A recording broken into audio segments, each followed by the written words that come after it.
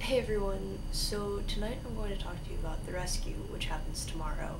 In case you hadn't noticed, I'm wearing my I Heart the LRA t-shirt, which is the Lord's Resistance Army. It's in Uganda. It's led by this total douchebag named Joseph Kony, who's kind of abducting children and making them murder and mutilate people, and that's really not very nice, and I'm not cool with stuff like that.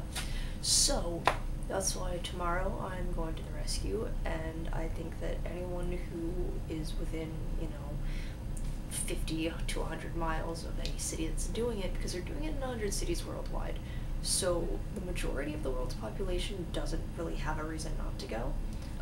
But anyway, that's besides the point. Yeah, if you're in the area of a place, you should go.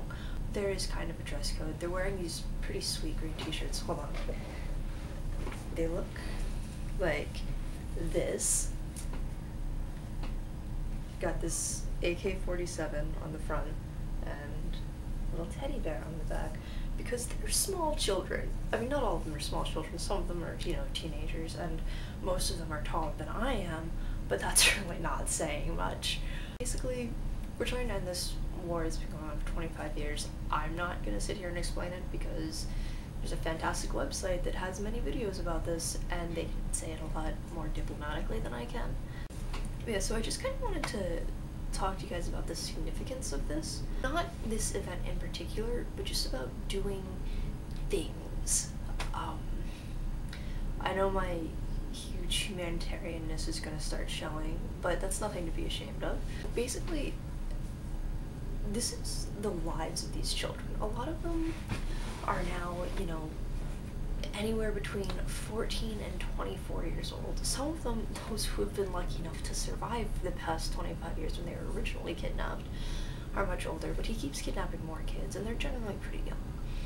And they live with this every day of their lives for several years, assuming they even live, or live several years after being abducted, because he kills these children. It's terrible. I mean, seriously, they're like this tall. You don't kill small children, but I digress. These kids do this for years, and they suffer, and it's like a living hell. I mean, they kill people, they mutilate people, they say things I wish I never ever have to see, but of course I've watched the videos, so I kind of saw a little bit, and it was pretty icky.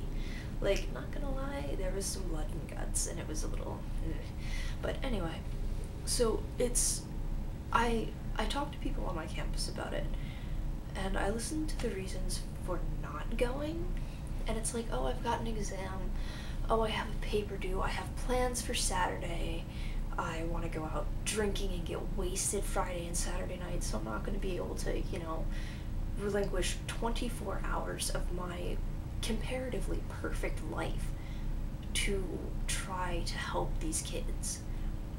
And frankly, I think that's bullshit. Again, this is gonna come off kind of harsh, but look at our lives. Like, yeah, some of us have pretty shitty ones, and some of us go through a lot of stuff and have a lot of stress, but we weren't kidnapped at the age of 6, between the ages of 6 and 12, or even younger in some cases, and we weren't given an AK-47, and we weren't told to brutally murder and mutilate and massacre people, our own countrymen. And Uganda's not that big a place. I mean, it's pretty big, but it's not as, I guess, I can't really say that as an anthropologist, but it's not as diverse as the typical American sees it. From an anthropological perspective, it's incredibly diverse, but most people aren't anthropologists, so they wouldn't quite get that.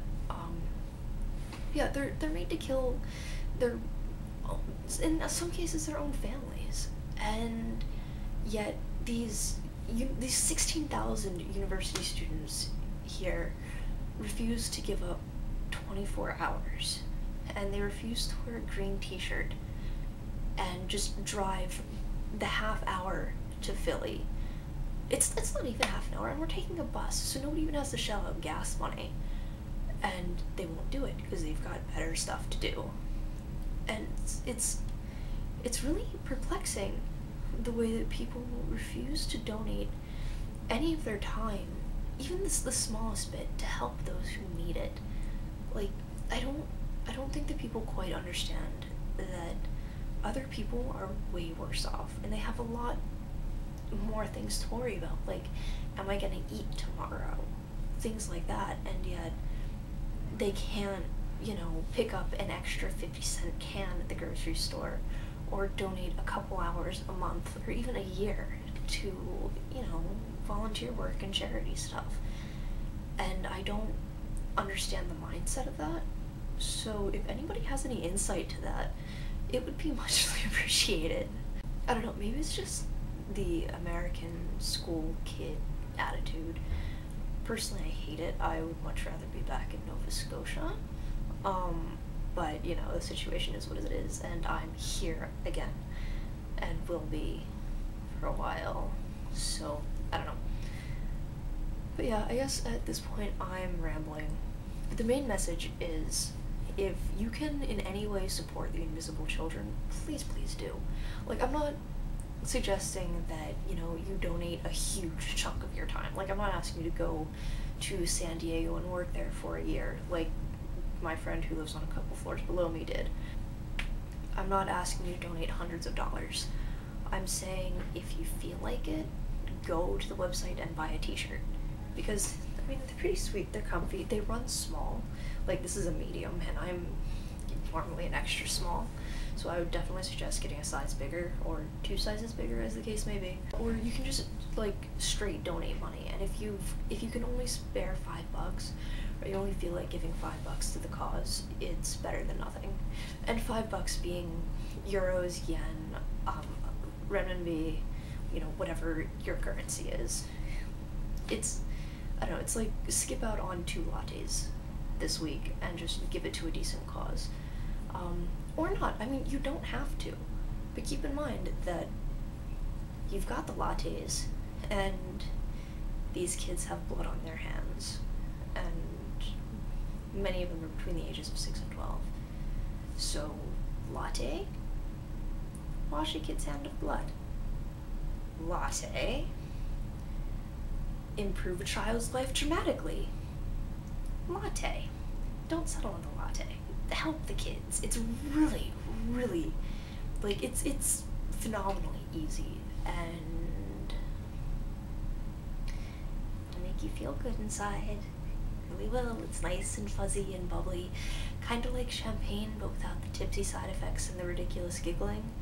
It's great. I highly recommend it. But yeah, if you're going to Philly tomorrow for the rescue, you probably won't be able to find me because I look just like everyone else, so good luck with that.